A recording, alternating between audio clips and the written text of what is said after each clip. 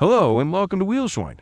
Today, I'm going to show you how to adjust the steering wheel position in your Kia Sportage for a comfortable and safe driving experience. Start by sitting in the driver's seat.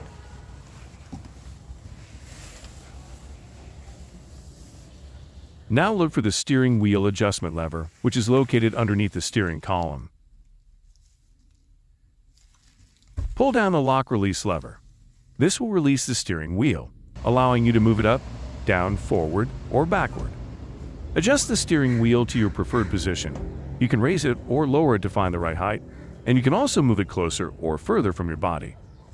Once you've found your ideal steering wheel position, push the adjustment lever back into its original position. To make sure the steering wheel is securely locked, give it a firm shake or tug to ensure it doesn't move. Keep in mind that after adjustment, sometimes the lock release lever may not lock the steering wheel. It is not a malfunction. This occurs when two gears are not engaged correctly. In this case, adjust the steering wheel again and then lock the steering wheel.